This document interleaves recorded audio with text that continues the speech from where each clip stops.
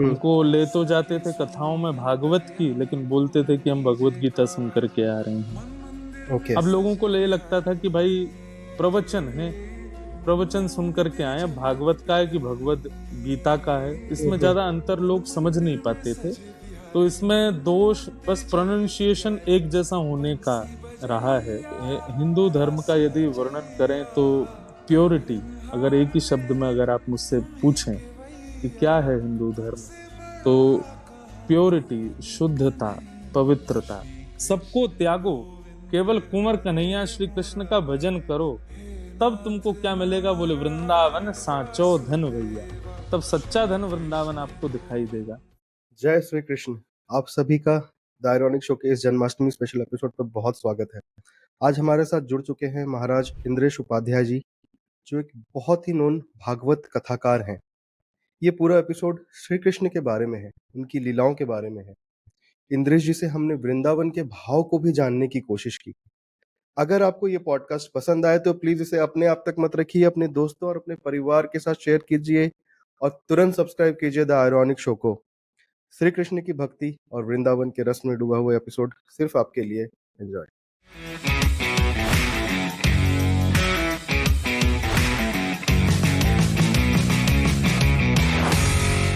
Maharaj Indresh Upadhyay ji, the ironic show में आपका बहुत बहुत स्वागत है। धन्यवाद। जय श्री सर, कृष्ण। जय श्री कृष्ण। आप कैसे हैं? बस बहुत अच्छे। महाराज जी, शुरू करने से पहले मैं थोड़ा सा आपसे दो तीन चीजों के बारे में जानूंगा, इससे पहले कि हम श्री कृष्ण के बारे में, वृंदावन के बारे में बात करें। जी आज आज आज की जो जनरेशन है, जी थोड़ा सा अगर आप देखें तो ये पॉडकास्ट के थ्रू या फिर डिफरेंट मोड्स के थ्रू इस जनरेशन का धर्म की तरफ थोड़ा सा रुझान फिर से बढ़ा है। जी। पहले बीच में एक टाइम था जब शायद, मे भी शायद मैं गलत हूँ, मुझे नहीं पता, बट हम शायद धर्म से बहुत ज्यादा हट रहे थे। आपका क्या व्यू पॉइंट है अभी? आप इस जनरेशन का धर्म की तरफ जो व्यू है, आप उसको किस हिसाब से देखते हैं? नहीं, बिल्कुल आपकी बात सही है कि अभी पॉडकास्ट के थ्रू और कई इंस्टाग्राम सोशल मीडिया के थ्रू जो अभी जनरेशन है वो रुझान उनका बढ़ा है हमारे धर्म के प्रति। और उसके पीछे कारण सबसे बड़ा कोविड का जो पीरियड रहा था हम्म। बीच में, जहाँ पर सब लोग होपलेस हो चुके थे, जहाँ पर ना साइंस काम आ रहा था, ना विज्ञान काम आ रहा था, ना किसी भी हम्म। प्रकार की कोई उपयोगिताएं, उपलब्धियां। जो नास्तिकवादी लोग सदा ये कहते थे कि प्रेयर्स से कुछ नहीं होता, और भगवत धर्म के अनुसार करने से कुछ नहीं होता, कर्म करो, मेहनत करो, परिश्रम करो अपने, जो कि बात ठीक है, लेकिन धर्म को गलत बताया जाता था हमेशा, प्रेयर्स को फेक बताया जाता था, मंदिर दर्शन आदियों को बिल्कुल लास्ट ऑप्शन दिया जाता था। हम्म। पर कोविड ने आकर के सब कुछ सबको सिखा दिया कि प्रेयर्स में बहुत ताकत है और भगवत सेवा, भगवत स्मरण में बहुत शक्तियां हैं। क्योंकि कोविड के टाइम पर कोई भी कुछ भी नहीं कर पा रहा था, साइंस तो पूरी तरीके से हाथ ऊपर कर चुका था। कोविड के टाइम में लोगों को इस बात पर भरोसा हुआ कि भाई साइंस अच्छा है, उसको मानना चाहिए, हम्म। बट प्रेयर्स में बहुत ताकत है।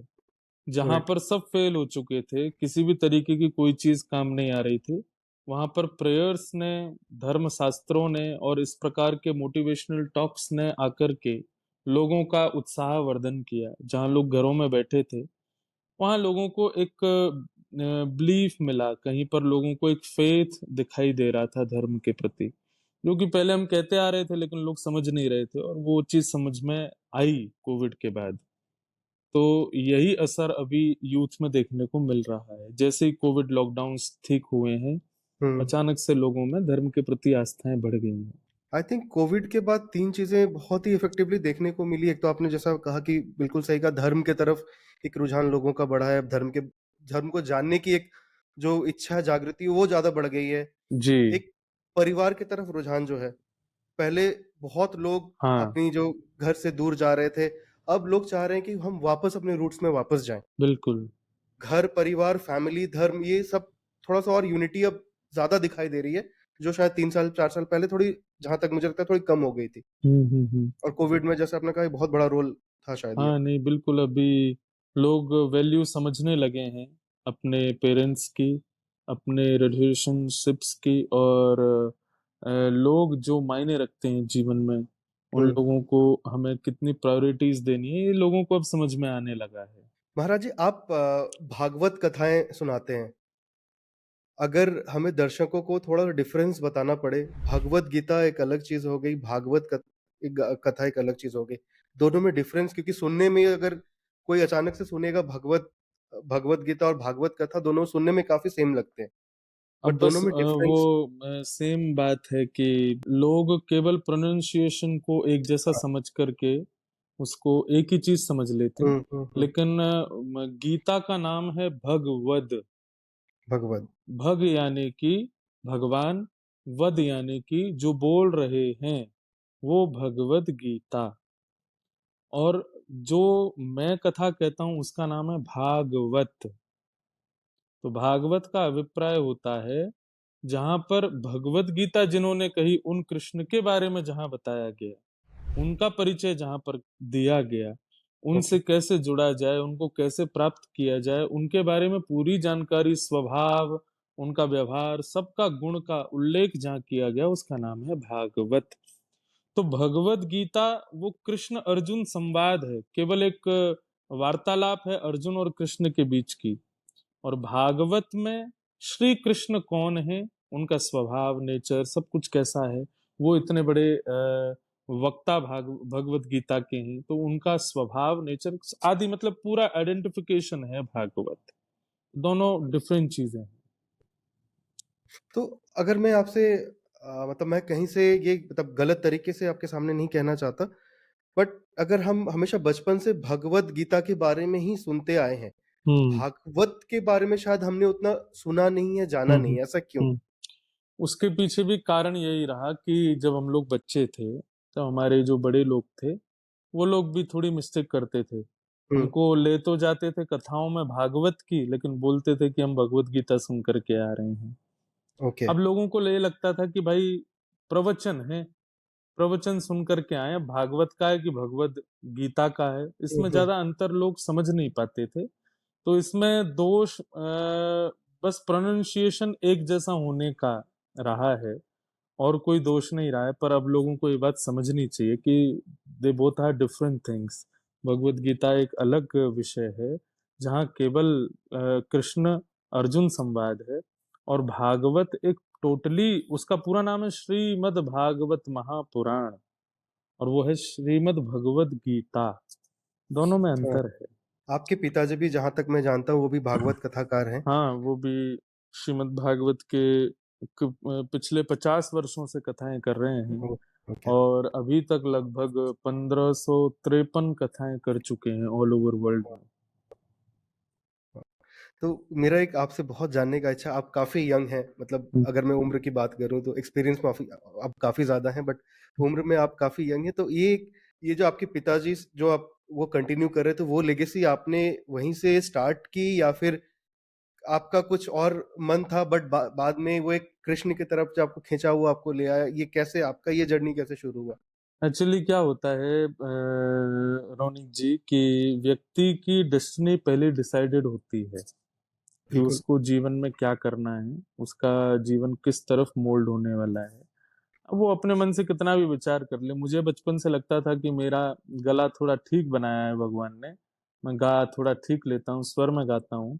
तो मुझे गायक बनने की इच्छा थी बचपन से ही, क्योंकि मुझे ये संसार के भौतिकवाद में बहुत इंटरेस्ट होता था, अच्छा लगता था। कोई सिंगर अच्छा गाता था, लोग उसकी प्रशंसा करते थे, तो लगता था ये खूबी तो हम में भी है, हम इसको क्यों ना संसार के आगे प्रदर्शित करें।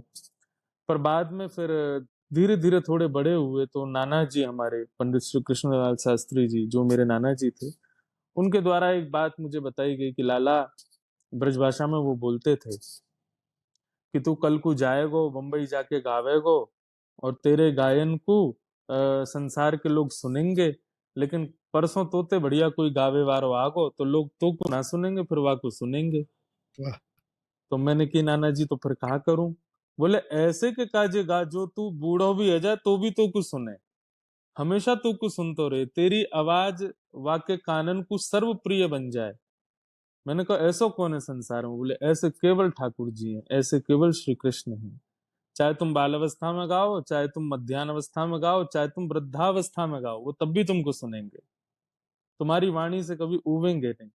तो यदि गुण कोई ठाकुर जी ने तुमको दिया है तो उस गुण से क्यों ना ठाकुर जी को ही रिझाया जाए। बोले संसार तो बड़ा मतलबी है, कल तुमसे भी अच्छा कोई गुण देने हुँ, वाला आ गया तो उसके पास चले जाएंगे। तो बोले ऐसे के पास जाओ ना जिसको तुम्हारे भाव से मतलब हो, तुम्हारी क्वालिटी, तुम्हारे गुण से मतलब ना हो।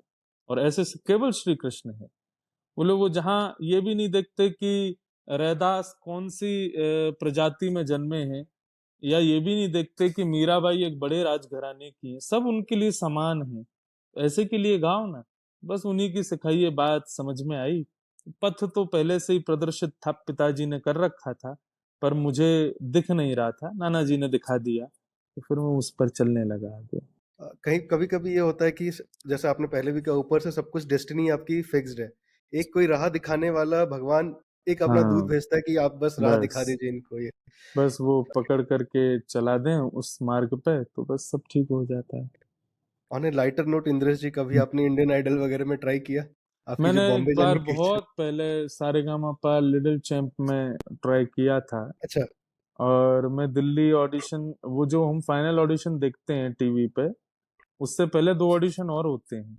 ओके, तो वो दो ऑडिशन टीवी पे नहीं आते, वो नॉर्मल लोग लेते हैं। तो वो ऑडिशंस मैंने क्लियर किए थे। फाइनल ऑडिशन जो टीवी पे आता उसमें पहुंचने से पहले मैं बाहर हो गया था। मुझसे अच्छे अच्छे ओके। दो चार और, वहाँ कुछ ऐसा था कि उनको एक सिटी से पांच छह लोग ही चुनने थे। तो मुझसे पहले कुछ और लोग चुन लिए गए थे, तो फिर वो छोड़ दिया था। ये बात है मैं तब 8th या 9th क्लास में था, तब की बात है। ओके। जी। तो ये भागवत, श्रीमद् भागवत कथा कहते-कहते, या फिर जो आपने बचपन से ही अपने पिताजी और अपने नाना जी से, और आप क्योंकि वृंदावन से ही हैं, आपको सर ये हिंदू धर्म के बारे में क्या जानने को मिला? अगर आपको थोड़ा संक्षेप में हिंदू धर्म को बताया जाए तो आप क्या कहेंगे? हाँ, जानने को तो बहुत कुछ मिला, संक्षेप में बताने का विषय ही नहीं है हिंदू धर्म। एक तो बहुत ये डीप, बहुत पुराना हाँ, धर्म है, सबसे तो पुराना धर्म है। सबसे पहली बात तो यहीं पर आ जाती है कि संक्षेप में जिसका वर्णन हो जाए ना, समझो वो वस्तु भी संक्षिप्त ही है। ओके। परंतु हिंदू धर्म इतना वास्ट है हमारा, इतना बड़ा है हुँ, कि उसका संक्षेप में वर्णन करना तो बहुत मुश्किल है।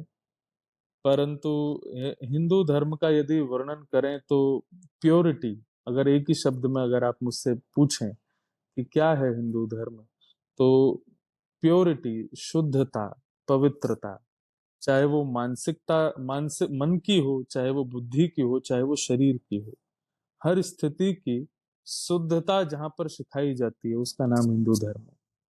वहां पर बौद्धिक शुद्धता का भी भाव रखा जाता है, मानसिक शुद्धता का भी भाव रखा जाता है, और हमारे हिंदू वैदिक सनातन धर्म में शरीर की शुद्धता का भी बड़ा भाव रखा जाता ये जो हिंदू शब्द है, है। इसका मतलब क्या होता है? इसको अलग अलग करके बोला तो हिंसया दूयते हृदयम यस्य से हिंदू।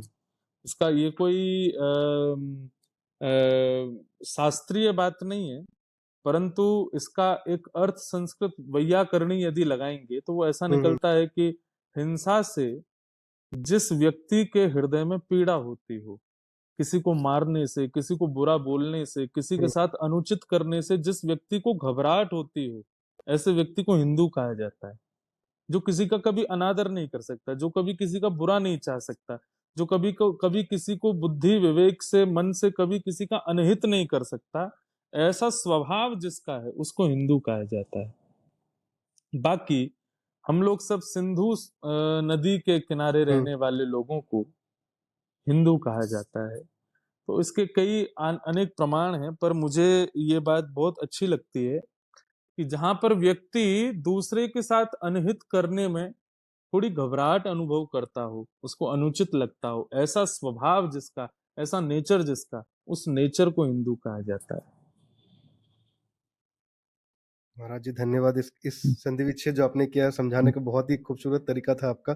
जी। आप वृंदावन की पावन धरती से हैं। थोड़ा जी। वृंदावन के बारे में हमें बताइए।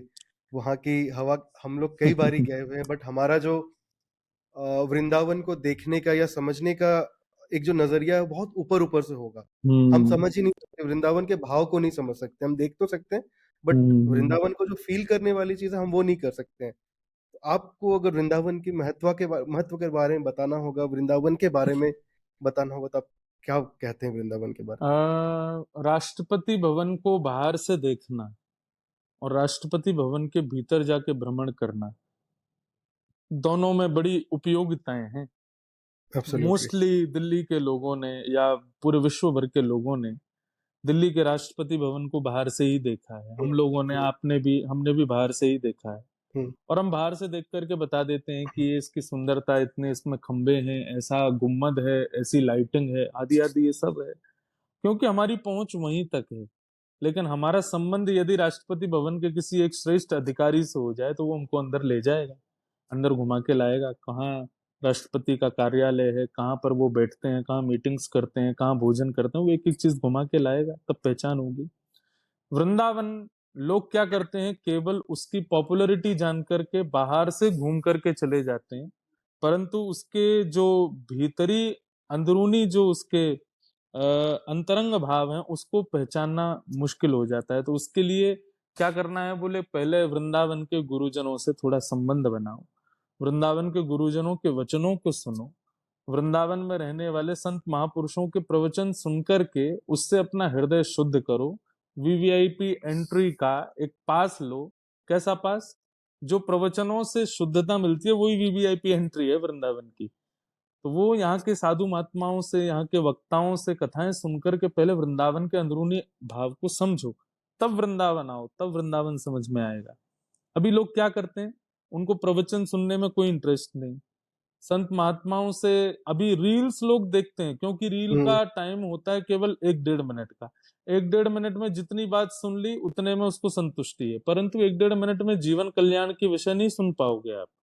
उसके लिए एब्सोल्युटली। आपको लंबा समय बैठ करके किसी संत महापुरुष को सुनना पड़ेगा, उनके द्वारा ज्ञान प्रदत्त जो किया जा रहा है उसको जीवन में उतारना पड़ेगा, उसके बाद आप वृंदावन आइए, तब आपको वृंदावन के कण कण में श्यामा श्याम का दर्शन होगा। तो वृंदावन जैसे राष्ट्रपति भवन में संबंध हो तो हम अंदर जा सकते हैं, हुँ, ऐसे ही वृंदावन के संत महापुरुष और यहाँ के कथा वक्ताओं की कथा से, ठाकुर जी से संबंध बनाओ सुन करके, तब वृंदावन आओगे, तब यहाँ का असली रस आपको प्राप्त होगा।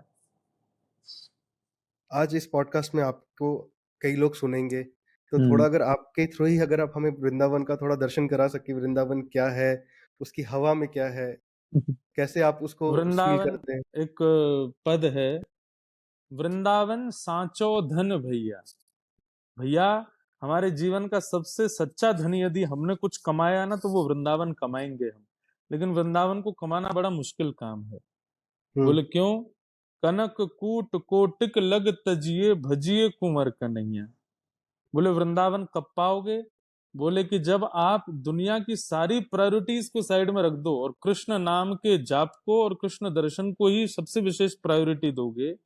अभी हम क्या करते हैं कि लोग वृंदावन आते हैं और वृंदावन में क्या करना है, बोले बिहारी जी का दर्शन करना है, पर साथ में ही हमको बाहर लस्सी भी पीनी है, हुँ, हमको आलू टिक्की भी खानी है, हमको गालों पर राधा राधा लिखवा करके माथे पर तिलक भी लगवाना है जो रोडों पर लोग घूमते रहते हैं उनसे, फिर हमको रील्स भी बनानी है, फोटो। तो हमारे यहाँ प्रायोरिटी ठाकुर जी कहाँ रहे? हमने प्रायोरिटी तो बहुत सारी चीजों को दे दी। वृंदावन आते समय प्रायोरिटी केवल एक रहे कि मेरे को केवल श्री वृंदावन बिहारी लाल, श्री राधा रमन लाल, श्री राधा वल्लभ लाल का साक्षात्कार करना है। इसके अतिरिक्त क्या खाऊंगा, क्या पीऊंगा, कितने फोटोज खिंचाऊंगा, क्या पहनूंगा, इनसे मुझे कोई अभिप्राय नहीं है। तो कनक कूट कोटिक लग तजिए भजिए कुंवर कन्हैया। सबको त्यागो, केवल कुंवर कन्हैया श्री कृष्ण का भजन करो, तब तुमको क्या मिलेगा? बोले वृंदावन सांचो धन भैया। तब सच्चा धन वृंदावन आपको दिखाई देगा। तो वृंदावन में आपको वृक्ष नहीं दिखाई देंगे, वृंदावन में ऐसा दिखाई देगा ये सब भजनानंदी ऋषि ही यहाँ पर बैठे हैं। वृंदावन में आपको पशु पक्षी नहीं दिखाई देंगे, बंदर नहीं दिखाई देंगे, आपको लगेगा ये पूर्व जन्म के ही कोई भक्त महापुरुष ही यहाँ पर पशु पक्षी और जीव जंतु के रूप में विचरण कर रहे हैं। वृंदावन में फिर छोटी छोटी गलियां नहीं दिखाई देंगे, ऐसा लगेगा कि यहाँ पर श्री कृष्ण की ये लीला हुई होगी। मतलब वृंदावन का नजरिया बदल जाएगा यदि वृंदावन प्राप्त हो गया तो। अभी आप वृंदावन आके जाओगे, छोटी गली दिखेंगी, भीड़ दिखेंगी, लोग बाग भाग रहे हैं, दौड़ रहे हैं, इस तरीके का वृंदावन दिखेगा। लेकिन वृंदावन यदि सच्चे रूप में हृदय में आ गया तो आप देखोगे कुछ और दिखेगा कुछ और। वृंदावन को समझना साधारण बात नहीं है। एक बात कहते हैं, जहां श्री राधा चरण रेणु की कमला लेत बलैया। कमला कहते हैं लक्ष्मी जी को। पूरा विश्व आज लक्ष्मी के पीछे भागता है, हम्म। परंतु वृंदावन में स्थिति क्या है? जहां श्री राधा चरण रेणु की, बोले राधा रानी की बलैया नहीं ले सकती है लक्ष्मी। वो इतनी सुंदर हैं कि राधा रानी लक्ष्मी के सामने आके खड़ी हो जाती है तो लक्ष्मी मूर्छित हो जाती है। लक्ष्मी जब होश में आती है तो राधा रानी चली जाती है। तब तब लक्ष्मी क्या करती है? तो राधा रानी जिस रज पर चल करके गई है, तो जहां उनके फुटप्रिंट्स हैं, वो फुटप्रिंट्स की बलैया लेती है। जहां श्री राधा चरण रेणु की कमला लेत बलैया। तो ऐसा ये वृंदावन है भैया, इसको समझना, कहना, सुनना सब सोच के परे की बात है। मैं कितना भी सुनाता रहूं, पॉडकास्ट लंबा होता चला जाएगा। आप कितना भी हाँ। सुनते रहो, आपका मन नहीं भरेगा। और सुनने वाले, समझने वाले अगर बुद्धि लगा करके बैठेंगे कि हमको समझना है वृंदावन, तो कभी नहीं समझ पाएंगे। वृंदावन तो स्वयं स्वीकार करता है व्यक्ति को। कोई व्यक्ति चाहे कि मैं वृंदावन को हम्म। स्वीकार करूं, तो ऐसा कभी नहीं हो सकता। यहाँ तो श्री जी कृपा करें, ठाकुर जी कृपा करें, संत जनों के चरण रज की उपासना करो, संतों के चरणों में बैठकर के खूब भगवत रसिक वाणियों को सुनो, तब जाकर के वृंदावन आपके ऊपर कृपा करेगा। तो वृंदावन मैं बहुत इजी वे में कहूँ, कोई बुरा मानने वाली बात नहीं, परंतु ऐसे कोई शॉर्ट इंटरव्यूज या पॉडकास्ट में हम्म। उसका वर्णन नहीं हो पाएगा, क्योंकि वो इतना अद्भुत है। देखो, नारद भक्ति सूत्र में, एक नारद भक्ति सूत्र ग्रंथ है जहां पर श्री नारद जी महाराज कहते हैं प्रेम क्या है। बोले जिसका वर्णन नहीं हो सकता वही प्रेम है, और जिसका वर्णन हो जाए वो सब कुछ हो सकता है, लेकिन प्रेम नहीं होगा। वृंदावन प्रेम के सांचे में ही ढला हुआ है, इसका वर्णन नहीं कर सकते हम। ये वर्णन का विषय है ही नहीं है, ये तो अनुभव बिल्कुल। का विषय है। जैसे कि मैं आपसे कहूं कि भाई रसगुल्ला बड़ा मीठा होता है, आपने कभी रसगुल्ला नहीं खाया। आपने कहा कि भाई रसगुल्ला कैसा मीठा, मैंने कहा चीनी जैसा मीठा। आपने कभी चीनी भी नहीं खाई, आप बोलो चीनी कैसी मीठी, मैंने कहा गुड़ जैसी मीठी। आपने कभी गुड़ भी नहीं खाया, बोले गुड़ कैसा मीठा, मैंने कहा गन्ने जैसा मीठा। आपने कभी गन्ना भी नहीं खाया, तो अब मैं कितना भी कहता रहूं मीठा मीठा मीठा मीठा, आपकी जीभ में मिठास नहीं आएगी। जाना पड़ेगा, स्वयं खाना पड़ेगा, तभी मिठास आएगी। ठीक वैसे ही वृंदावन है। अनंत लोग बोलते बोलते चले गए और अनंत लोग आज भी बोल रहे हैं, मैं भी बहुत प्रयास करता हूं, पर वृंदावन को समझना बड़ा मुश्किल काम है। वृंदावन तो स्वयं चखने का विषय है, और वृंदावन को चख भी वही सकता है जिसको श्री जी चाहेंगे। तो श्री जी की कृपा कैसे प्राप्त हो? खूब संतों की सेवा करो, वृंदावन की रज की उपासना करो, वृंदावन की खूब परिक्रमा लगाओ, संत महापुरुषों को प्रणाम करो, ब्रजवासियों की सेवा करो, तब श्री जी अनुग्रह करेंगे, तब वृंदावन समझ में आएगा। वृंदावन के बारे में 2 चीज़ें मैं एक एक तो वृंदावन कैसे बना? एक उसकी भी स्टोरी है कि राधा रानी ने हम्म। खुद इसे बनाया था। हाँ। कि इसे पूरे ब्रह्मांड की जैसे कहते हैं कि ब्रह्मा ने रचा है। बट हम्म। वृंदावन एक जगह हम कहते हैं जो कि ब्रह्मा ने नहीं बनाया है। एक तो मैं आपसे वो जानना चाहूँगा। दूसरा, वृंदावन का जो निधि वन है, हम्म। उसके बारे में अगर हम अब भी जाते हैं तो एक कई सारी कहानियाँ वहाँ पे सुनने को मिलती है। कितनी सच है, कितनी झूठ है, शायद आज तक लोगों को पता नहीं है। रात में जब निधि वन का दरवाज़ा बंद रहता है, कई लोगों ने कोशिश किया कि रात में वहाँ रुके, तो कहा जाता है कि जो लोग गलती से भी वहाँ रुक गए हैं, उनको कुछ ऐसा दिख गया कि बाद में आके वो एक्सप्लेन नहीं कर सकते उस चीज़ को, या तो उनकी आँख की रोशनी चली गई है, या तो उन्होंने अपना दिमाग का संतुलन खो दिया। तो ये कहानियाँ आप थोड़ा-सा हमें बताइए महाराज जी। देखिए, सबसे पहली बात, दो बातें आपने कही, मैं दोनों बातों को हाँ। सिक्वेंसली बताऊं। पहली बात, वृंदावन को ब्रह्मा जी ने नहीं बनाया, ये मैं और भी जगह बोल चुका हूँ बातें। ये श्री जी के द्वारा निर्मित है श्री धाम वृंदावन। और उसके पीछे कारण ये कि जब श्री कृष्ण अवतार धारण कर रहे थे, तो उन्होंने अपनी आह्लादनी शक्ति राधा रानी से कहा कि आप भी हमारे साथ चलो। तो श्री राधा रानी बोली, जहां पर गोवर्धन नहीं है, जहां पर यमुना नहीं है, और जहां पर वृंदावन नहीं है, मैं वहां नहीं जा सकती। इसका मतलब क्या है? ये तीनों धरती पर नहीं थे, ये हुँ। तीनों श्री गोलोक धाम में विराजमान थे। गोलोक धाम में राधा कृष्ण की नित्य लीला चलती रहती है। तो जब कृष्ण यहाँ आने का मन बना रहे थे वृंदावन, तो उन्होंने किशोरी जी से कहा, तो किशोरी जी बोली ये 3 नहीं है तो मैं नहीं जा सकती। अगर ये 3 चलेंगे तो मैं जाऊँ। तब तीनों को लेकर के पृथ्वी पर पधारे। श्री वृंदावन, गोवर्धन और श्री यमुना जी। जब ये तीनों पृथ्वी पर आए, तब श्री किशोरी जी पृथ्वी पर पधारी यहाँ पर लीला करने। और जो नित्य लीला राधा कृष्ण की गोलोक धाम में चलती थी, अब वो वृंदावन में प्रारंभ हो गई। आज भी वृंदावन में वो लीला चलती है। अब रही बात निधिवन की और सेवा कुंज, दो स्थान है। एक सेवा हुँ, कुंज भी है, जहां पर एकमात्र ऐसा स्थान है जहां पर ऐसा चित्र है कि श्री राधा रानी के चरण ठाकुर जी दबा रहे हैं। वो पूरे वर्ल्ड में एकमात्र ऐसा सेवा कुंज है जहां पर ऐसा चित्र है। दोनों जगह की मान्यता ऐसी है कि भाई रात्रि में यहाँ पर ठाकुर जी रास विहार करते हैं, अपनी लीला करते हैं, और लोगों को यहाँ नहीं रुकना चाहिए। और जो हुँ, लोग रुकते हैं उनको कुछ ऐसा अनुभूति होती है कि वो अंधे हो जाते हैं या गूंगे हो जाते हैं या उनकी मृत्यु हो जाती है। इस बात में मैं एक बहुत नॉर्मल सा लॉजिकल बात आपके सामने रखना चाहता हूँ। मान लीजिए कि ये मेरा घर है जहां मैं अभी बैठा हूँ, और ये पीछे मेरा कमरा है। इस कमरे में मैं रात्रि में सोता हूँ, हुँ, और रात्रि में अपना प्राइवेट टाइम में इसी कमरे में व्यतीत करता हूँ। अब किसी व्यक्ति के घर में ये बात मन में आ जाए कि मुझे तो इस कमरे में बैठना है और बैठ करके देखना है कि ये रात में क्या करते हैं, तो पहली बात तो ये कितना बड़ा अपराध है कि आप किसी की प्राइवेसी को क्यों देखना चाहते हो, हुँ, कि वो व्यक्ति अपने निजी कक्ष में कैसे रहता है। वृंदावन स्वयं श्री राधा कृष्ण की क्रीड़ा स्थली है, लीला भूमि है। मैंने पहले ही कहा कि वो गोलोक धाम से आया है। हुँ, ये उनकी लीला विहार की स्थली है। पूरे दिन तो हम लोग चैन नहीं लेने देते, इतनी भीड़ रहती है वृंदावन में। तो रात्रि का समय श्री श्यामा श्याम अपनी समस्त गोपांगनाओं के साथ रास विहार करते हैं, अपनी अंतरंग लीला करते हैं। तो देखने की इच्छा क्यों होती है हम लोगों में? हम जब अपनी प्राइवेसी को प्रायोरिटी देते हैं, तो क्या हम ठाकुर जी की प्राइवेसी को प्रायोरिटी नहीं दे सकते? उनकी प्राइवेसी है। मेरे मेरे मन में तो कभी इच्छा नहीं होती कि मैं ठाकुर जी को कभी रात्रि में देखने जाऊं, या वहां क्या होता है। और देखने का यदि प्रयास करेंगे भी, तो जिसका वो निजी स्थान है, क्या उसको अच्छा लगेगा? बिल्कुल अच्छा नहीं लगेगा। और जब उसको अच्छा नहीं लगेगा, तो फिर कुछ ना कुछ अनहोनी तो होगी। हुँ, निश्चित ही आप कुछ ऐसे हो जाओगे कि आप वर्णन नहीं कर पाओगे।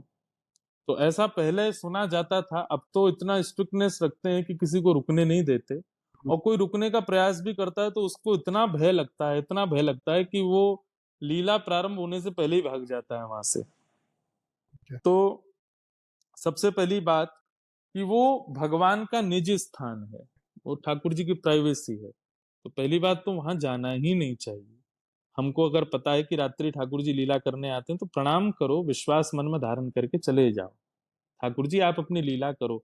हम आपको देख तो रहे हैं बिहारी जी में, हम आपको देख तो रहे हैं राधा वल्लभ जी, राधा रमन जी में। हमको क्यों जरूरत है अंदर जाके आपके रात्रि में दर्शन करने की कि आप कैसे? दूसरी बात, हमारा चित्त इतना पवित्र नहीं है कि हमको ठाकुर जी दिख जाए या उनकी लीला दिख हुँ, जाए। हम लोग कहाँ दुनिया भर के भक्ष भक्ष वस्तुएं खाने वाले, पीने वाले, दुनिया भर की दूषित बुद्धि, दूषित भाव में रहने वाले, हम लोगों को ठाकुर जी का दर्शन उस लीला में नहीं हो पाएगा। और यदि कोई प्रयास करेगा, तो निश्चित है कि प्रातःकाल होते ही उसके साथ में कुछ ना कुछ अनहोनी हो जाती है। ऐसा वहां पर सुना गया है और पहले कभी हुआ भी है। तो इन बातों को ध्यान में रखते हुए ये सब है। तो लीला होती है आज भी ठाकुर जी की, पर इसमें दो बातें याद रखनी चाहिए। ना तो हम इतने पवित्र हैं कि हमको वो दिखें, और दूसरी बात, वो ठाकुर जी की प्राइवेसी हमको प्रयास भी नहीं करना चाहिए कि हम वहां जाएं और जा करके देखने का प्रयास करें। क्योंकि हम राधा रानी और कृष्ण जी के बारे में बात कर रहे हैं, तो ये दोनों अगर हिंदू धर्म के हिसाब से देखें तो प्रेम, लव के सबसे बड़े सिंबल हैं या फिर हमारे लिए सबसे लव नहीं कहें, प्रेम ही कहें उसको। प्रेमिक हैं, हाँ ठीक है, हाँ हाँ प्रेमी कहते हैं। तो आपके आपके हिसाब से प्रेम जैसे आपने कहा जो जिस चीज़ का वर्णन नहीं किया जा सके वो प्रेम है। अगर आप उस प्रेम को आज के संदर्भ में अगर मैं फिर से वो वर्ड यूज़ करूँ लव तो आप उसको कैसे आंकते हैं? आज आज का क्या है रोनिक जी की व्यक्ति, आज जो प्रेम जिसको हम कहते हैं ना, हुँ, वो आजकल प्रेम नहीं, उसको उसको हम प्यार कह सकते हैं। मैंने इसीलिए कहा था कि उसको प्रेम को लव मत कहो। प्रेम इंग्लिश में भी प्रेम ही कहो, हिंदी में भी प्रेम ही कहो। ओके, वो प्रेम ही है। प्यार का इंग्लिश ट्रांसलेशन लव हो सकता है, क्योंकि प्यार में क्या है कि एक प्रकार से स्वार्थ की दुर्गंध आती है। और आप इस बात से डिनाई नहीं कर सकते कि आज के युग में गिनती का कोई एक या दो या चार लोग ऐसे मिलेंगे जिनमें वास्तविक में एक शुद्ध पवित्र बिना किसी स्वार्थ का प्रेम हो। मूल रूप से ऐसा माता पिता और उनके संतानों के प्रति देखा जाता है। बाकी लड़का लड़की का प्रेम हो या हस्बैंड वाइफ का हो, वहां पर कुछ ना कुछ स्वार्थ सिद्ध तो है ही। इसलिए वो प्रेम नहीं बन पाता, वो प्यार तक ही रह पाता है। जैसे ही जिस स्वार्थ की वजह से हम उसके साथ हैं, चाहे वो उसका रूप हो, चाहे वो उसका गुण हो। मैं तो ये भी कहूंगा कि किसी का अच्छा गुण है इसलिए हम उससे प्रेम करते हैं, ये भी हमारा एक हुँ, स्वार्थ है कि उसका गुण है इसीलिए हम प्रेम करते हैं। हर स्थिति में हम किसी ना किसी स्वार्थ की वजह से उससे जुड़े हुए हैं, इसलिए वो प्यार ही रह पाता है। पर प्रेम क्या है? तत्सुखे सुखित्वम। ये भी नारद भक्ति सूत्र का ही एक सूत्र है, जिसमें हमारा प्रेमी सुखी, उसमें हम सुखी। हमको इसके अतिरिक्त कुछ नहीं चाहिए। इसकी एक छोटी सी कथा है कि भगवान जब द्वारिकाधीश बन गए और जब द्वारिका में विराजमान थे, तो रुक्मणी आदि सब पूछती थी, बोले कि हमसे ज्यादा प्रेम तो आपसे कोई नहीं करता होगा। ठाकुर जी, हम तो आपकी सबसे बड़ी प्रेयसी हैं, हम तो आपकी सबसे बड़ी प्रेमिकाएं हैं। ठाकुर जी बोलते, समय आएगा तो बताएंगे कौन है हमारा सबसे बड़ा प्रेमी। और एक बार ठाकुर जी ने एक अभिनय किया, नाटक किया बुखार होने का। और ठाकुर जी ने नाटक क्या किया, वो तो सच में आ ही गया ठाकुर जी को। तो अश्वनी कुमार वैद्य हैं देवताओं के, दोनों ने आकर के ठाकुर जी का हाथ नवज वगैरह देखी, तो भगवान ने इशारा कर दिया, अश्वनी कुमार समझ गए हमको क्या करना है। रुक्मणी जी से जाके कहा कि देवी, भगवान को तो बहुत बुखार चढ़ा है, और उनका बुखार उतारने के लिए किसी भगवत भक्त, किसी प्रेमी भक्त की चरण रज भगवान के माथे से लगानी पड़ेगी, और उस रज के कुछ कण ठाकुर जी को खिलाने पड़ेंगे, तभी उनकी ये पीड़ा दूर होगी। रुक्मणी जी, आपसे बड़ा प्रेमी तो कोई नहीं है भगवान का, लाओ अपनी रज दे दो, हम भगवान को लगा दें। रुक्मणी जी बोली, कैसी बात कर रहे हो, मैं अपनी रज भगवान को लगाऊंगी? पैरों की धूल भगवान के माथे से भगवान के मुख में देने का ये सोच भी कैसे सकते हो, मैं ऐसा कभी नहीं करूंगी। अश्विनी कुमार बोले, तो भगवान की पीड़ा दूर नहीं हो पाएगी अगर ऐसा नहीं हुआ तो। रुक्मणी जी बोली, रुको मैं कहीं और ढूंढती हूँ, कोई और भक्त मिले तो। नारद जी को पकड़ लिया, नारद जी से बोली, आप दे दो, आप तो दिन रात भगवान का नारायण नारायण भजन करते हो, आप अपनी चरण रज दे दो। नारद जी बोले, मुझे नरक थोड़ी जाना है, भगवान को चरण रज दूंगा अपनी। सब भक्तों ने मना कर दिया, तब नारद जी घूमते फिरते हुए वृंदावन पधारे। और वृंदावन में श्री राधा रानी समस्त गोपियों के साथ में यमुना तट पर जा रही थी। नारद जी को देख करके राधा रानी और समस्त गोपियों ने पूछा, कहो नारद, कैसे हो? द्वारिका में हमारे द्वारिकाधीश कैसे हैं? हमारे श्री कृष्ण कैसे हैं? नारद जी बोले, बस वो ठीक नहीं है, इसीलिए तो मैं यहाँ हूँ। क्या हो गया? बोले, उनको बुखार चढ़ा है, और वैद्यों ने कहा है कोई प्रेमी भक्त यदि चरण रज देगा तो उनका बुखार उतरेगा। परंतु मैं तीनों लोक में घूम गया, कौन भक्त चाहेगा कि वो अपनी चरण धूल भगवान को दे? गोपियां और राधा रानी सब ने जैसे ही सुना कि चरण धूल देने से भगवान का बुखार उतरेगा, सब ने अपने पांव गीले किए यमुना जी में, और अपने पैरों में लगा लगा करके ब्रजरज, अपने साड़ी के पल्लू में फाड़ फाड़ करके उसमें पोटली बना बना करके अनेकों पोटलियां दे दी भर भर के, पैर झाड़ झाड़ के खूब सारी चरण रज सब लोगों ने दे दी नारद जी को। लो ले जाओ, जाकर के भगवान के श्री अंग से लगा देना, उनके मुख में डाल देना, उनके माथे से लगा देना, द्वारिकाधीश की पीड़ा दूर हो, उनका बुखार जल्दी उतरे, उसके लिए अगर ये संभव हो सके तो कर देना नारद। और सुनो, रुक्मणी से कह देना ये रज बच जाएगी तो इसको कहीं अच्छे पात्र में रख ले, कल को कहीं पे ठाकुर जी को कोई जुखाम हो, खांसी हो, बुखार कभी भी हो तो हमारी चरण रज बार बार लगा दिया करे। तो नारद जी स्तब्ध हो गए। नारद जी बोले, आपको पता है आप क्या कर रही हो? भगवान को कमर दिखाना इतना बड़ा पाप है, उनको आप चरण धूल दे रही हो अपनी। इससे आपको पता, 28 नरकों में आपको यातनाएं भोगनी पड़ेंगी, हजारों वर्षों के लिए नरक डाल दिया जाएगा। यमराज आपको वहां पर ऐसी ऐसी यातनाएं देगा कि उसकी पीड़ाओं को आप सह नहीं पाओगी। भगवान को चरण धूल दे रही हो। तब गोपियां कहती हैं, नारद, यदि हमको नरक जाना पड़े, दुनिया भर की यातनाएं भोगनी पड़े, परंतु इन सब के बदले हमारा कृष्ण प्रसन्न रहे, हमारे कृष्ण की पीड़ा दूर हो जाए, तो हमको वो मंजूर है। हम चली जाएंगी, हम नरक में रह लेंगे, दुनिया भर की यातनाएं भोग लेंगे, लेकिन अपने श्री कृष्ण को पीड़ा में नहीं देख सकते। तब नारद जी ने इस सूत्र को लिख लिया, तत्सुखे सुखित्वम। प्रेम क्या है? बोले जिसमें हमारा प्रेमी सुखी, यदि उसके बदले हमको दुख भी मिल रहा हो तो हम उसमें खुश हैं। और ऐसा प्रेम केवल यथा ब्रज गोपिका नाम, ब्रज की गोपियों ने किया और किसी ने नहीं किया। ऐसा प्रेम करने वाला है कोई संसार में? कोई बिरला ही, दो तीन करोड़ों की जनसंख्या में एकाध दो का ही निकल के आएगा जो ऐसा प्रेम करता हो। ये सब नहीं कर सकते ऐसा प्रेम। आज की डेट में रिलेशनशिप्स टूटते क्यों हैं? इसीलिए टूट जाते हैं क्योंकि दोनों की ख्वाहिशें रहती हैं, मुझे जिसमें अच्छा लगता है तुम उसमें खुश रहो, और दोनों को एक्सपेक्टेशंस। ही, हाँ, दोनों को ही ये चीज प्रिय नहीं लगती। उसको लगता है ये मैं जिसमें खुश हूं उसमें रहे, उसको लगता है मैं जिसमें खुश हूं उसमें रहे, दोनों में लड़ाई झगड़े होते हैं, टूट जाते हैं रिलेशंस। तो ये प्रेम आज के समाज में तो देखने को नहीं मिलता। प्यार है आज बस। वृंदावन में जब हम जाते हैं तो श्री ठाकुर जी, कहीं पे श्री ठाकुर जी कहते हैं, कहीं पे श्री बांके बिहारी कहते हैं। हम्म। तो श्री कृष्ण के वहां पे कितने रूपों की पूजा होती है और कितने रूप में श्री कृष्ण वहां पे विराजते हैं? ऐसे तो वृंदावन में हजारों मंदिर हैं, ओके। परंतु प्रमुख रूप से यहाँ पर सप्त देवालय हैं, जिनमें कि गोविंद देव जी, मदन मोहन जी, गोपीनाथ जी, राधा रमन जी, राधा वल्लभ जी, युगल किशोर जी और बांके बिहारी, ये सप्त ठाकुर प्रमुख रूप से वृंदावन में विराजमान हैं।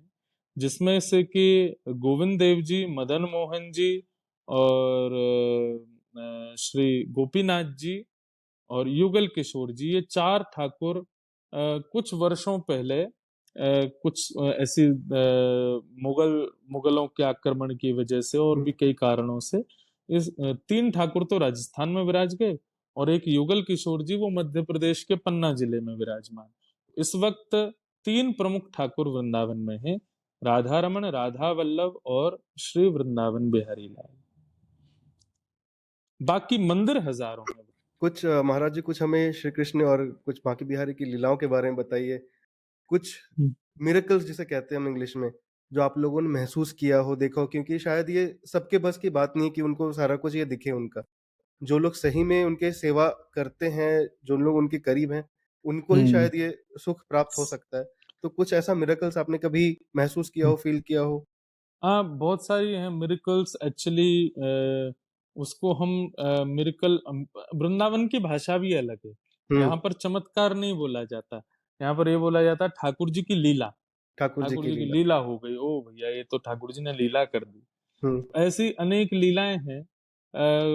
श्री राधा रमन लाल जी हैं वृंदावन में, बड़े सुंदर ठाकुर जी हैं। उनके प्राकट्य की मैं एक लीला आपको सुना देता हूँ। तो श्री गोपाल भट्ट गोस्वामी जी, जिनके सेवक ठाकुर जी हैं श्री राधा रमन लाल जी, बहुत छोटे से ठाकुर जी हैं।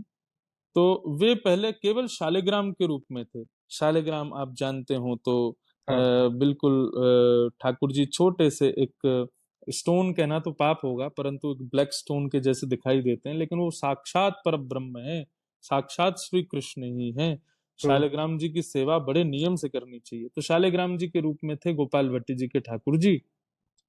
परंतु गोपाल भट्ट जी के मन में ये भाव रहता था कि जैसे बाकी के ठाकुरों की सेवा होती है, उनका श्रृंगार होता है, उनको मुकुट पहनाया जाता है, उनके हाथ होते हैं, पैर होते हैं, कान आंख सब होती है, ऐसे मेरे ठाकुर के क्यों नहीं है? हुँ, क्योंकि वो तो शालिग्राम है। उनको तो केवल चंदन लगा दो, तुलसी पधरा दो, आरती कर दो, हो गई सेवा। इससे अतिरिक्त तो शालिग्राम के लिए कुछ और श्रृंगार का प्रावधान नहीं है। तो इस बात से वो थोड़े से वेदना में भी रहते थे।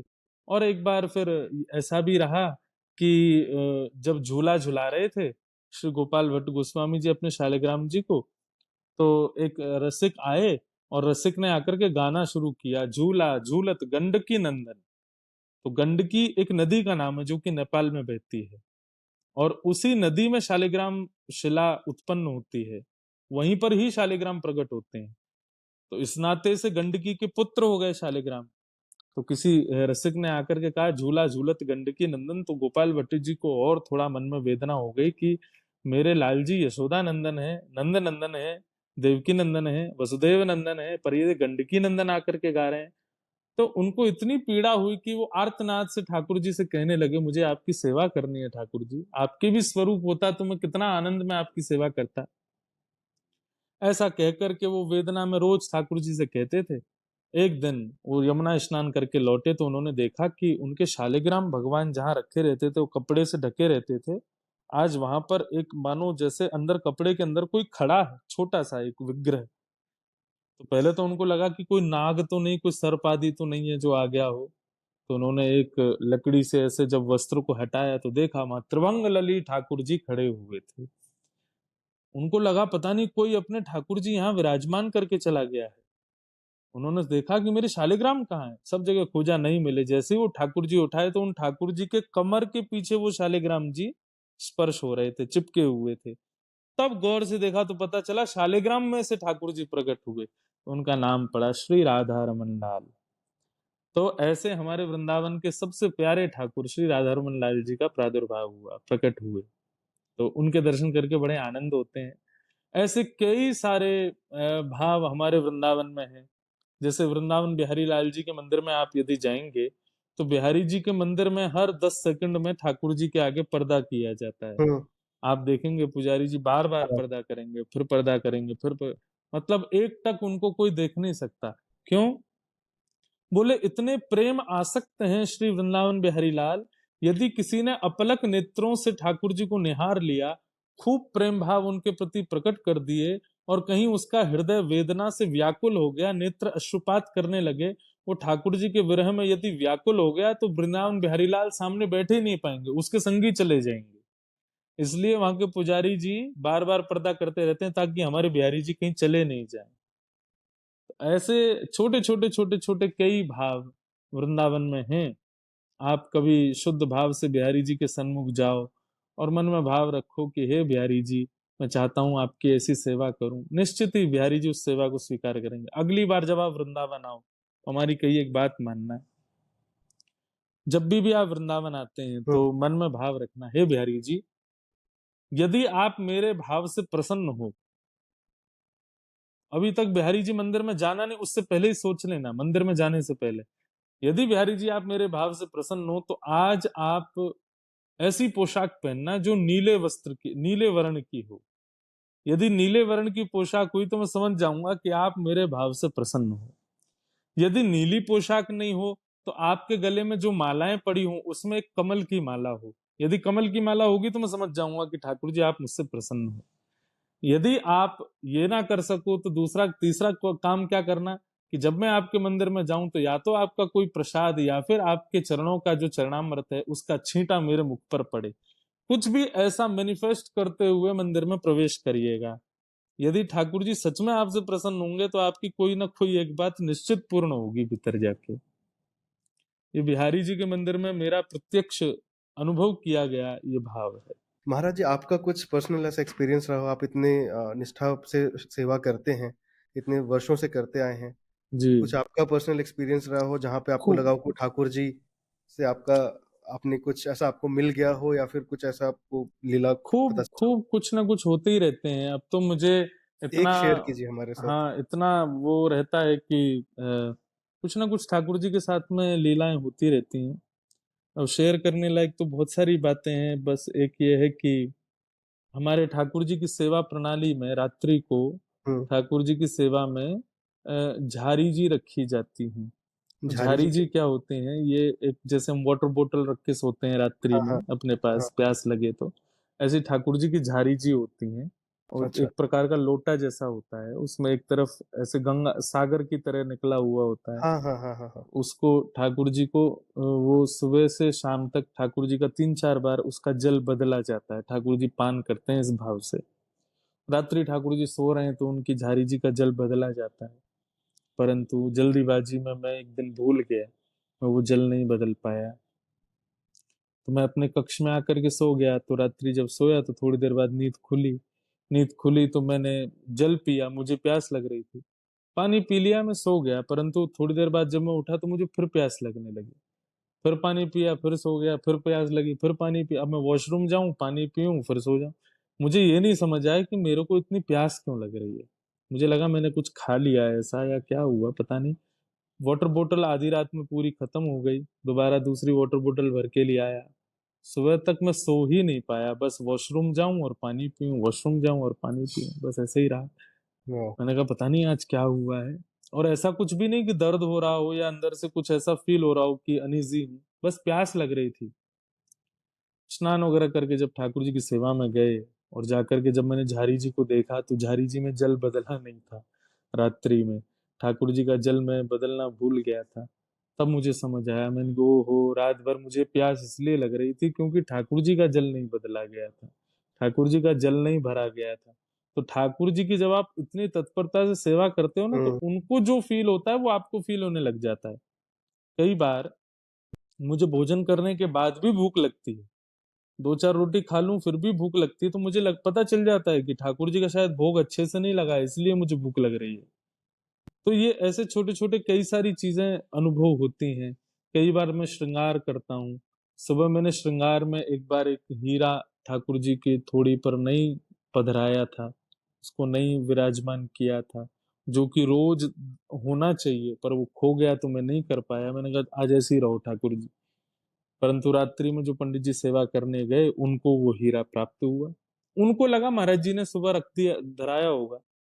मेरा नियम है कि मैं सुबह का हुँ, फोटो मैं लेता हूँ, रात का फोटो वो लेते हैं। तो दूसरे दिन जब मैं सेवा में गया तो ठाकुर जी को हीरा था, श्रृंगार में रखा था। तो मैंने पंडित जी को बुलाया, मैंने रात्रि में आपने ये हीरा ठाकुर जी का अनवसर किया था? बोले हाँ ये तो ठाकुर जी के थोड़ी पे ही लगा था। मैंने कहा मैंने तो श्रृंगार नहीं किया था, कल हीरा नहीं रखा था ठाकुर जी को, फिर कैसे आ गया? बोले कोई पता नहीं महाराज जी, रात्रि में तो था।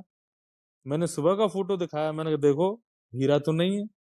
उन्होंने रात का दिखाया, बोले देखो महाराज जी हीरा है। तो फिर लगा कि मैं रखना भूल गया, ठाकुर जी ने अपने आप ही धारण कर लिया, क्योंकि मेरे अलावा और पंडित जी के अलावा कोई और सेवा करता नहीं ठाकुर जी की। ऐसे कई सारी अनुभूतियां ठाकुर जी कराते हैं। एक और बहुत बड़ी एक मतलब मैं कहूंगा लीला हमारे ठाकुर जी ने की, वो ये थी कि एक बार ठाकुर जी का उत्सव चल रहा था। हमारे ठाकुर जी का हर वर्ष जन्म उत्सव मनाते हैं हम लोग जनवरी में। जनवरी में उत्सव चल रहा था ठाकुर जी का। और उस समय ठाकुर जी ने किसी एक लड़की को कहीं रहती थी वो, उनको स्वप्न में उत्सव का दर्शन कराया। उत्सव चल रहा था कहीं और वो लड़की रहती थी कहीं और, उसका कोई संबंध नहीं ठाकुर जी को, उसने कभी देखा नहीं मुझको, वो जानती नहीं। बस उसको ठाकुर जी दिखे, उत्सव दिखा और मैं दिखाई दिया। उसने सुबह होते ही अपनी माँ से ये बात शेयर की कि मुझे ऐसे ऐसे उत्सव दिखाई दिया। संभवतः वो उत्सव पूरा लाइव आ रहा था चैनल पर।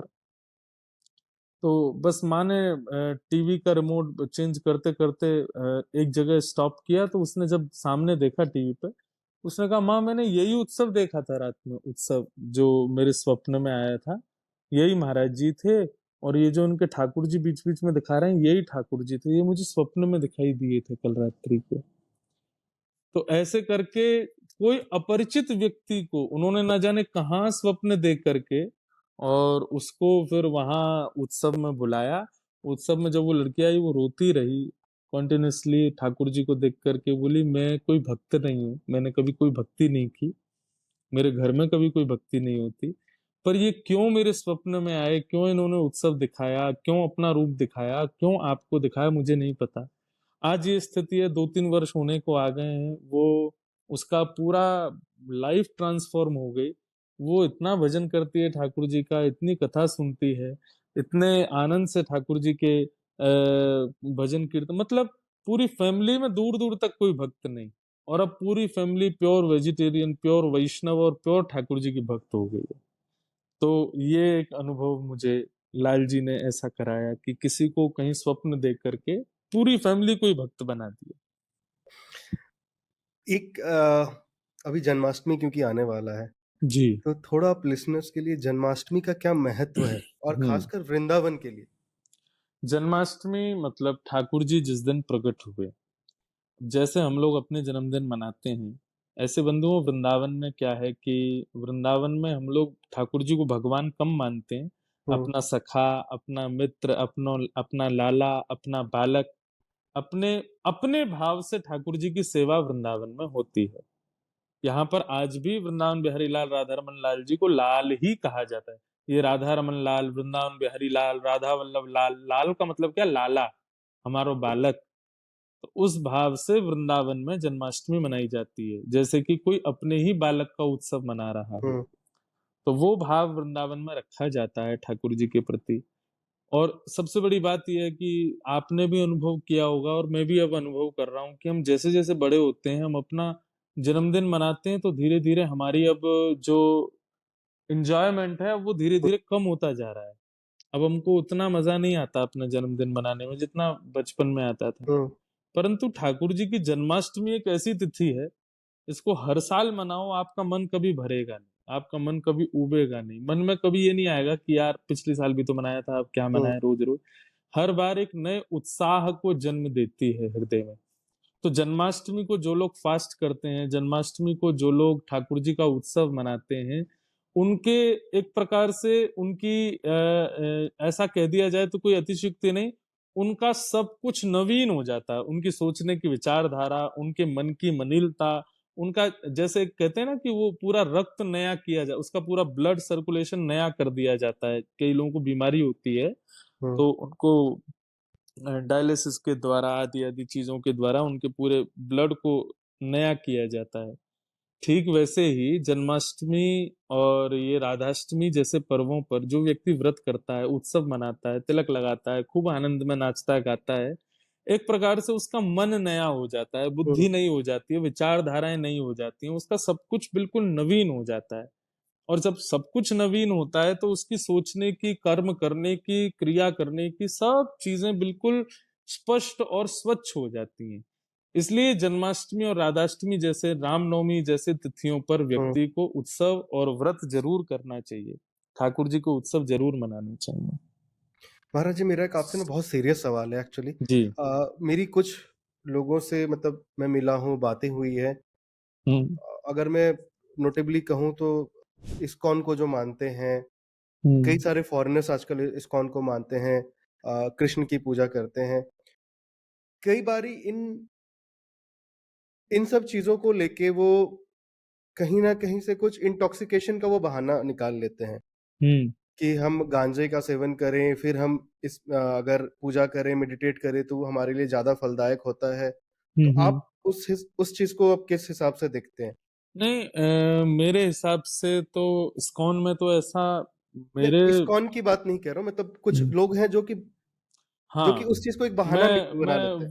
वो चीज़ आपकी ले सकता हूँ, जैसे कि आप मैं कोई खुल कर के अगर नाम लूँ तो ऋषिकेश में ये काम हुँ, होता है।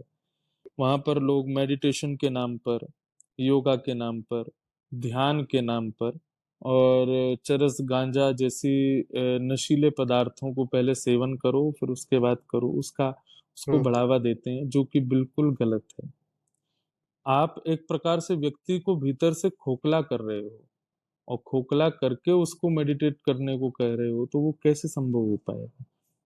ये तो ठीक उसी प्रकार से हो गया कि आप अंदर ही अंदर तो घर में दीमक लग गई है, लेकिन हुँ, बाहर से पलस्तर अच्छा करते जा रहे हो। तो भले ही 2-4 बार के लिए लोग उसको देख के भले ही रीझ जाएँ, लेकिन जब भूकंप आएगा तो पूरा गिर पड़ेगा। तो हुँ, ठीक वैसे ही है ये, इस प्रकार से मेडिटेशन और भक्ति का मार्ग जो लोग अपनाते हैं, नशीले पदार्थों का सेवन करके, वो बाहर से भले ही दिख रहे हो कि मेडिटेट करते हैं, परंतु जिस दिन भूचाल आएगा ना बुद्धि विवेक के अंदर, जिस दिन भूचाल आएगा उनके जीवन में, सबसे पहले गिरेंगे वो लोग। क्यों? क्योंकि उनकी नसें, उनकी सोच, विचारधाराएँ सब बिल्कुल नष्ट हो चुकी हैं, इन सब चीज़ों को करने की वजह से। तो ये बिल्कुल गलत है। इस प्रकार के मार्गों को जितना हो सके इनसे बचना चाहिए और इनको नहीं करना चाहिए। इनके द्वारा जो लोग इन्फ्लुएंस हो जाते हैं और आज का यूथ होता है। आज राइट। के यूथ को लगता है कि अच्छा, इसमें एक और चीज़ है कि जो लोग ये काम करवाते हैं कि भाई मेडिटेट करो and before hmm, that you can have this and this, उससे मेडिटेशन अच्छा होगा। उनको 2 चीज़ें लगती हैं कि भाई एक तो आज का युवा इससे आकर्षित हो जाएगा। हुँ, दूसरी बात, नशीले पदार्थ को लेने के बाद मेडिटेशन ना भी हो रहा होगा तो भी हो जाएगा, क्योंकि ऑलरेडी वो सुन्न हो चुका है अंदर से, हुँ, ऑलरेडी उसके विचारधाराएं बिल्कुल सब ऐसी इस पर। लेकिन वो कितनी देर के लिए, वो लॉन्ग लास्टिंग नहीं होते, वो लंबे समय के लिए उसको अपने अंदर सरवाइव नहीं करवा पाएगा। तो मेरी तो प्रार्थना है आपके इस वीडियो के द्वारा, जो लोग भी इस तरीके से धर्म में आना चाहते हैं, तो इससे अच्छा है कि बिना धर्म के ही सारे गलत काम करो। धर्म में आकर के करोगे तो ज्यादा दंड मिलेगा। इससे अच्छा है कि या तो करो मत, और करना ही है तो बिना धर्म के करो, उसमें ठीक है। धर्म का आश्रय लेकर के ये सब करने के लिए प्रयास करेंगे, शंकर जी करते थे, वो करते थे, हम भी कर लें, इसका परिणाम बहुत गलत भोगना पड़ेगा हम लोगों को। महाराज, मेरा दूसरा सवाल इसी के अराउंड है। कुछ लोग जैसे कुछ लोग नॉन वेजिटेरियन होते हैं, कुछ वेजिटेरियन होते हैं, कुछ लोग अल्कोहल कंजम्पशन करते हैं, कंज्यूम करते हैं। हमारा जो स्पिरिचुअलिटी का पाथ है, या फिर जो हमारा हिंदुत्व, जो हमारा रिलीजन है, वो क्या कहता है इन सब चीज़ों के सेवन के बारे में? बिल्कुल गलत मना करता है। ओके। 5 चीजों का विशेष रूप से निषेध बताया गया। द्यूतम पानम स्त्रियः सूना यत्रा धर्मश्चतुर्विधः पुनश्च याचमानाय जात रूप मदात प्रभो। भागवत में वर्णन आता है कि जब कलयुग प्रारंभ हुआ तो कलयुग को 5 स्थान दिए गए कि भाई तुम 5 जगहों में रहना। हुँ, उसमें सबसे पहला स्थान दिया गया द्यूतम यानी कि जुआ। दूसरा स्थान दिया गया पानम, पानम यानी कि मदिरा पान, भक्ष भक्ष सेवन, नॉनवेज खाना, किसी पशु को मार करके खा जाना, किसी भी हिंसा करके अपने केवल 8 मिनट के जीव के और पेट के सुख के लिए किसी एक परिवार को उजाड़ करके खा जाना। तो इन सब चीजों में कलयुग का निवास। तो पहला निवास बताया जुआ, दूसरा निवास बताया भक्ष भक्ष सेवन, मदिरापान और बीड़ी तंबाकू सिगरेट जो भी कुछ है इन सब में, नशीले पदार्थों में। तीसरा बताया परिस्त्री और पर पुरुष संग। चौथा बताया हिंसा, लड़ाई झगड़े, हुँ, मार काट, या तो मन से हो या वाणी से हो या हाथों से हो। मन से भी किसी का बुरा मत चाहो, किसी की हिंसा मत करो कि यह आदमी आगे चले गिर जाए, तो हुँ, ये भी एक हिंसा है। तो और चौथा स्थान बताया गया बिना मेहनत के कमाया गया धन।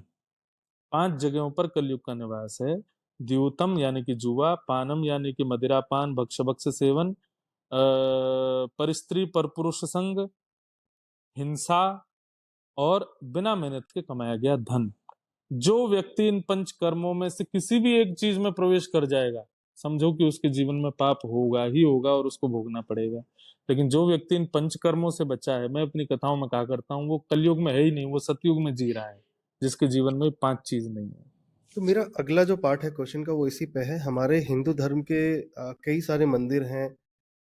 शक्तिपीठ में भी आप देख लें, कई जगह बलि का, वो हम पशु बलि भी देते हैं। तो आप उसको फिर आप कैसे, हम उसको उसमें देखो मैं क्या है कि हमारे शास्त्रों में हुँ, मनुष्य के जितने भी अवगुण होते हैं ना, दूषित विचारधारा हो या हुँ, उसकी बुरी आदतें हो, वो किसी न किसी पशु के द्वारा संबोलित की जाती है। जैसे कि अच्छा। अहंकार, अभिमान। अभिमान किसका सिंबल है? बकरी का सिंबल है। वो क्या बोलती है? मैं, पूरे दिन मैं ही मैं बोलती रहती है। कभी तू नहीं बोलती, हुँ, तू या तेरा, ऐसा कभी नहीं बोलती, हमेशा मैं। तो जो व्यक्ति बहुत मैं करता है कि मेरा घर, मेरी मकान, मेरी दुकान, मेरी पत्नी, मेरे बच्चे, मैं ऐसा, मैं वैसा, मैं वैसा, मंदिर में जाओ तो अपने इस मैं रूपी बकरे की बलि चढ़ा करके आओ। अब शास्त्रों में आज्ञा दी गई, बलि मतलब उस दूषित आदत की बलि चढ़ा करके आओ, और वो दूषित आदत का सिंबल बता दिया गया बकरी को। व्यक्ति ने क्या किया? दूषित आदतें तो बलि चढ़ा के नहीं आया, बेचारे हुँ, निर्दोष जानवर को बलि चढ़ा करके आ गया। मैं ऐसा मानता हूं, चाहे लोग मेरा खंडन करें, चाहे लोग मेरी इस बात को अनुचित समझें, परंतु अपने दूषित व्यवहार, दूषित विचार और दूषित आदतों की बलि चढ़ाई जाती है मंदिर में जाकर के, ना कि किसी जीव जंतु की। उससे कोई देवी देवता प्रसन्न होने वाला नहीं है। हम लोग मंदिर में जाकर के इस प्रकार निर्दोष जानवरों को मार देते हैं और सोचते हैं कि देवी देवता प्रसन्न हो जाएंगे, या किसी भी मजहब पंथ के लोग सोचते हो कि हमारे जो भगवान है वो इस क्रिया से बड़े प्रसन्न हो जाएंगे। ऐसा कभी नहीं होगा। आप जितने हिंसात्मक भाव से रहोगे, हिंसा करनी ही है तो अपनी बुरी आदतों की करो, अपनी बुरी विचारधारा की करो, अपनी बुरी मानसिकता की करो। ये हमारे अंदर जो जड़ बुद्धि होती है, जड़ बुद्धि क्या है? अब तंबाकू के ऊपर लिखा रहता है टबैको किल्स। क्यों? क्योंकि उसमें कैंसर है, उससे कैंसर होने की संभावना है, हुँ, फिर भी आदमी खा जाता है। ये उसकी जड़ बुद्धि नहीं है तो क्या है? बाहर ही लिखा हुआ है कि पॉइजन है, फिर भी खा रहा है, तो ये उसकी जड़ बुद्धि है ना। जड़ बुद्धि किसका सिंबल है? भैंस का सिंबल है। भैंस की बुद्धि जड़ होती है, कितना भी हॉर्न बजाओ वो हटेगी नहीं, सामने ही चलती रहेगी। तो ऐसी जड़ बुद्धि की बलि चढ़ा कर क्या, हम वो तो करते नहीं है, बल्कि भैंस की बलि चढ़ा देते हैं, बकरे की बलि चढ़ा देते हैं, दूसरे का हक मार करके खा जाते हैं।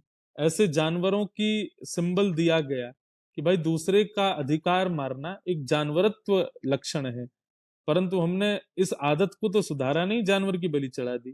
तो इस प्रकार से जो लोग बलि चढ़ाते हैं उन लोगों को समझना चाहिए, हमारे अंदर जो दूषित बुद्धियां हैं, दूषित विचारधाराएं हैं, उन सबका सिंबल बताया गया है जानवरों को, ना कि जानवरों की बलि चढ़ाने को कहा गया है कि अपनी दूषित बुद्धि की बलि चढ़ा करके आओ, ये कहा गया है।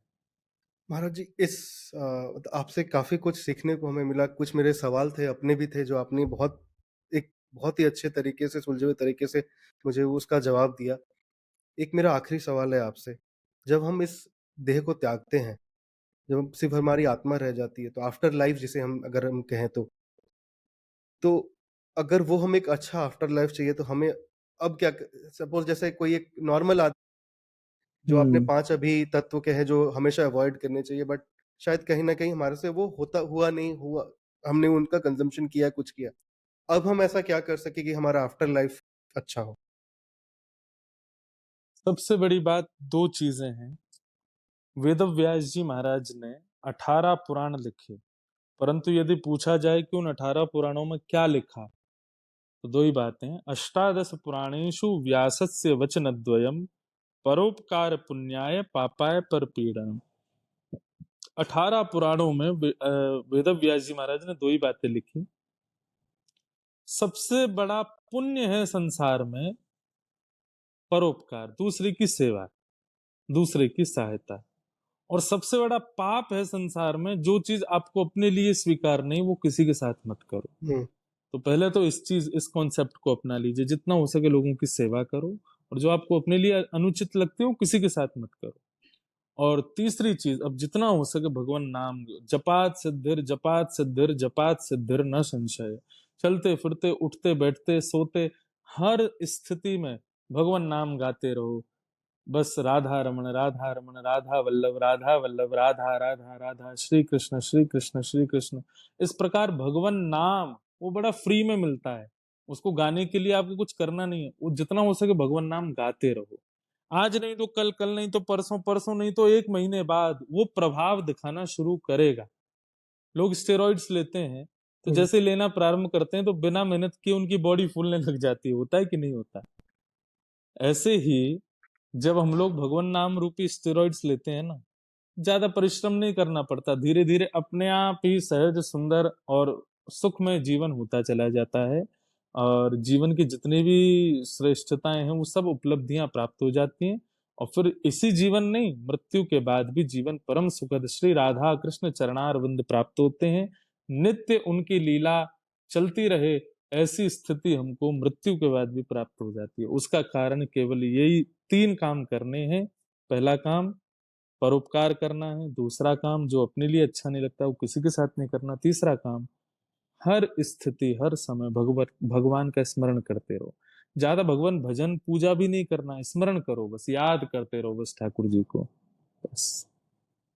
महाराज जी, धन्यवाद इस पॉडकास्ट में आने जय के हो लिए। जय। आपसे धन्यवाद आप। बात करके काफ़ी कुछ सीखने को मिला, जय काफ़ी हो।